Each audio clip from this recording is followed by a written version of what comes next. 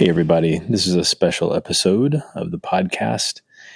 Just wanted to take a few minutes and celebrate the life of Mylon LeFevre, who passed away last week from some form of cancer. Not exactly sure which cancer he had, but not that it really matters.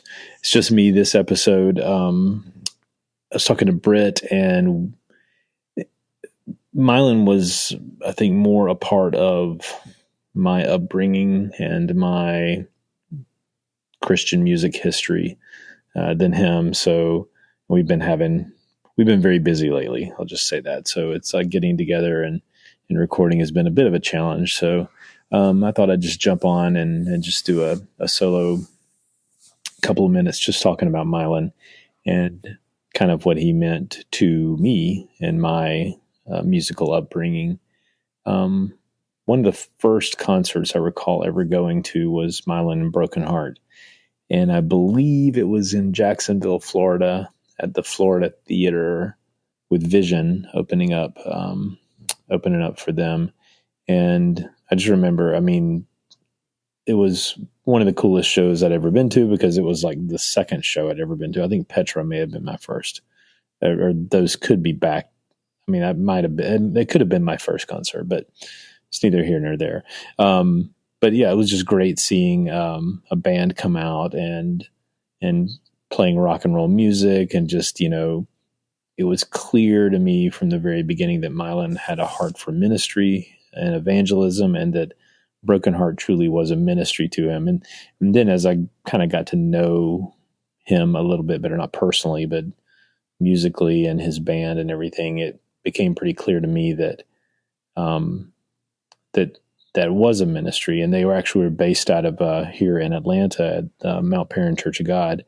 The ministry was actually based out of there, and then come to find out, he used to be a janitor there after he got out of, I guess we'll call it secular rock music, and decided and got saved. And he was a janitor there and met up with some of the other guys that became Broken Heart, and they started touring around and doing free shows. And then that blossomed into what Mylon and Broken Heart became. Of course, he had some pedigree from way back with his family band, who was more of a Southern gospel group. But then he wrote a gospel song that Elvis recorded called "Without Him," and he played, with the early beginnings of Atlanta Rhythm Section, and then he got into some bad stuff.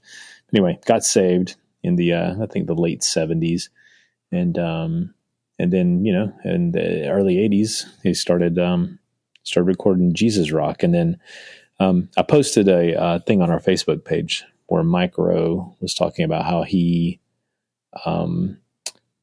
was kind of tried to talk Mylon into becoming more of a rocker, because when he first got into Christian music, apparently he was a little more adult contemporary. I guess that's where he felt like he should be.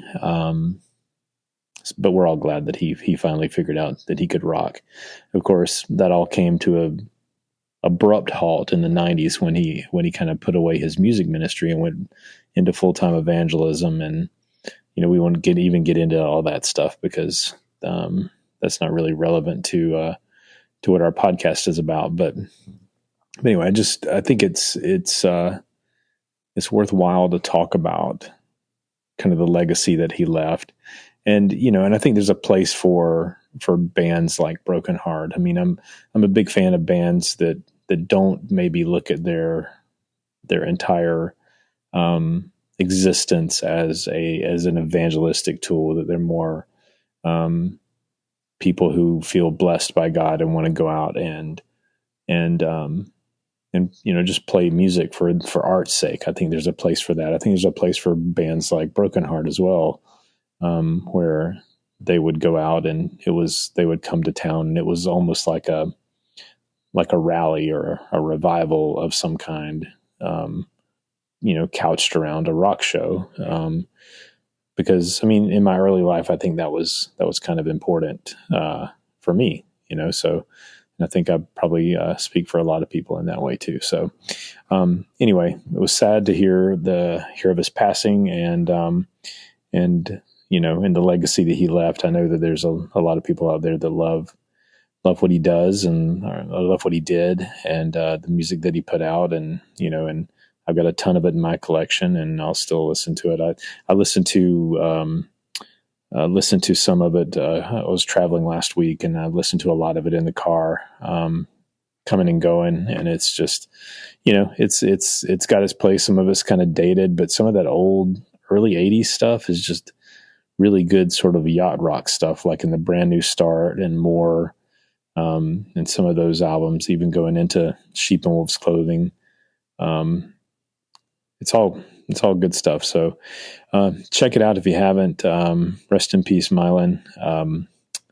And we'll keep the music alive.